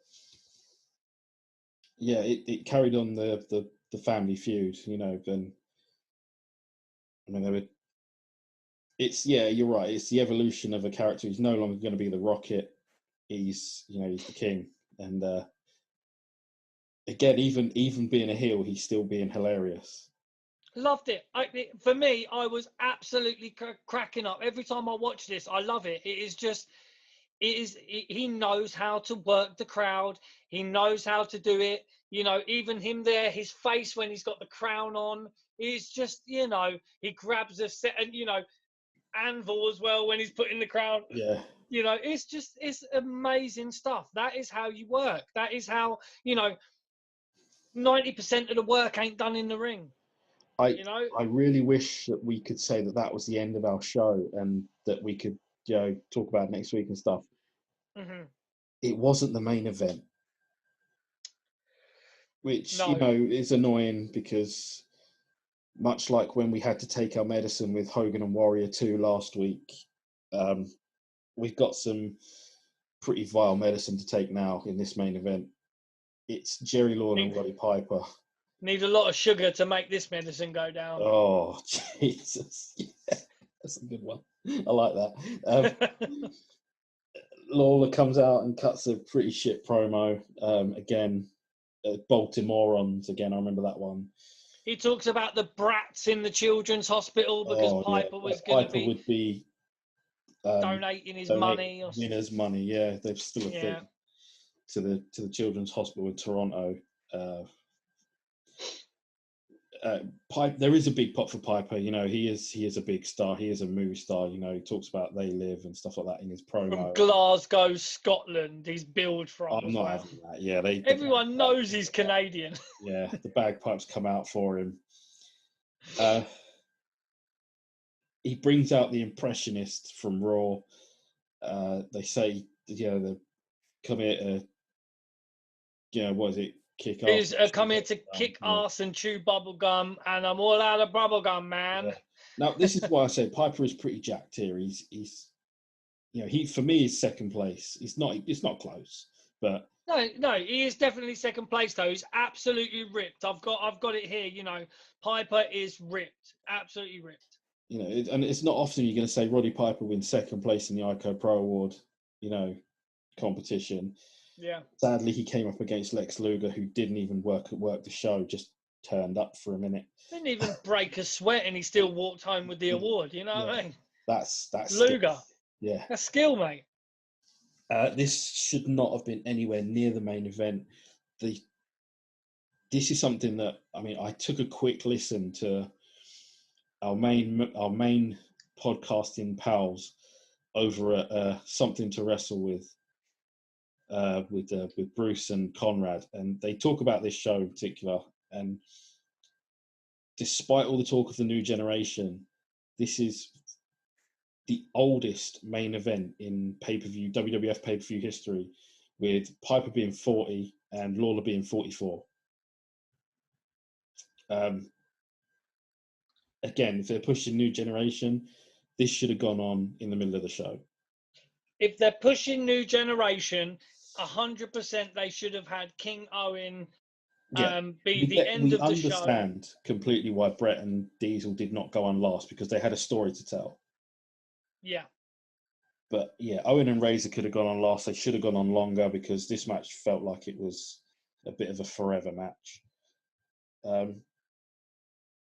Piper is in control for a lot of this. He gives King a good beat down. Lawler keeps going after our no-named young friend at ringside. Again, the impressionist. That's all I've got. Yeah. Like I said, we do rip on Jerry quite a bit, but his punches, very good. Oh, and his pile driver, phenomenal. He does hit the pile driver. It's a 2 count. I've got here again. It's such an awful main event. I've tuned out. Yeah, I mean, there's another dog shit ref bump as well. Yeah, it's a second ref bump. Another ref bump here, like for the night. Lawler pulls something out of his trunks. It's not his penis, thank God. It's a brass knuckle type deal. And this is the thing. He doesn't even Piper doesn't even put the sleeper on him. It's a back suplex with a pin. And it's a terrible pin. The exact word I've got. We don't even compare notes, but the word I've got after back suplex with a pin for the win, terrible. It's terrible. It was really bad. You know, when you watch it back as well, it was just like a really slow 3 count and a really terrible. There's nothing worse than when wrestling looks fake. Do you know what I mean? Yeah, Like phony, yeah. it's fun. Like, you know, it's fucking when you could just looking at it and you're just waiting. It's like the classic thing in one of, you know, you can watch it, look at your watch, have a bit of popcorn, read a newspaper, and he's still at 2. You know, and it's just a really long 3 count, terrible kicking the legs up, and fuck off. Mabel on the shell again, isn't it? It was terrible, man, really bad. And Roddy Piper wins. You know, it's not great. it's a wet fart of a match. Gorilla and Co sign off for the night. You know, goodbye everybody. But after that, Coliseum Video dive straight into Shawn Michael and Diesel's locker room, and you've got Shawn giving Big Daddy Cool a pep talk of some sort. You know, saying we'll get him next time, blah blah blah. You know, but again, he has to chuck in the fact, oh, you've got a big future ahead of you as long as you're with the Heartbreak Kid. Oh God, yeah, it's sorry, let me just get that. Yeah, it's a pretty lame duck ending to a decent show. Yeah, and that's a shame. But like I said, a pretty good show for something as probably forgotten about as this like part of, you know, wrestling can be. The mid-90s isn't always seen as a good era. Yeah, this is a good show, and I give everyone like sort of credit for sticking this one out there and going for it. Like, especially, you know, Owen in particular is brilliant all night long. Razor puts in a shift. You know, even the guys who only work one match, like Bam Bam, you know, gave it their efforts. It was, you know, I really enjoyed it until the main event. Yeah, no, it's the same. You know, it was one of them ones where, you know, they're just, I don't know, like you say, they were talking about, you know, new generation, and then they bring him back Piper, and they've got him and Lawler. Yeah, Piper and Lawler, yeah. Just a bit, meh. And that's King of the Ring 94. So I would definitely recommend people go and watch it. It's not like some of the other ones where, like Sold Out 97, where, you know, you sort of, I'm in an iron whether to tell people to watch it or not. Yeah, definitely check this one out. It was good fun, and I really enjoyed it. And we move on to next week. That's right. Because we've already decided what we're going to watch next week. We're staying in the early to mid 90s, and it's something that lines up with the time. It's a Starrcade. That's right. Starrcade 93. We're going to watch that. So people, you know, I know some people watch it beforehand as well, and like, you know, by all means, let us know what you think. Let us know if you enjoy it or not. We definitely thank you for staying on, staying up, staying awake, or listening to us in parts, as a lot of people do. I'm pretty sure 2 hours of us in one go is pretty rough. That's right. But yeah, like we said beforehand at the beginning, we thank everyone for listening, watching, commenting, liking, hitting us up on any sort of messenger service you can find. Our DMs are always open. By all means, chat to us. We always answer. We're not superstars. We're not too big-headed that we don't answer any messages. No, man, we'll hit you back. Yeah. And yeah, that's it. Unless there's anything else to add, apart from, you know, as always, being safe and supporting your local businesses. There's a lot of like terrible times around for people. There's a lot of businesses struggling out there. So support your small businesses, people. It's something that we're quite passionate about. That's right. And subscribe to your local podcast, Chat, Grapple and Cheap Pops podcast. Touch our bells. Yeah. Give them the rub. Touch the bell. That's right. And that's about it, man. Great pay-per-view. Watch it back. We'll be back. I did get there to put this hat on before the show started. I am doing it now. It is something that my son made in school, so I said I'd put it on for a brief second. Beautiful. Yeah, that's what life's about, baby. Yeah. And there we go. That's it. We'll see everyone next week. Remember, subscribe. It's free. We love you for doing it. We love you for liking. We love all the comments. Even if you don't like it, hit the dislike button. I don't care. Yeah, man. Fuck it. Mess with our ratios. And yeah, that's it. We'll see you next week. Thank you very much. As always, thank you, Chris, for staying up late, a little bit late. He's brother. No, love it, man. Love it. Absolutely love it. I can't wait for the WCW show next week as well. Oh, it's going to be a good one for sure. Yeah, man. And like I said, thank you everyone for still watching, still listening. You know where to find us. We'll see you next week. Take care, everyone. Thanks, guys.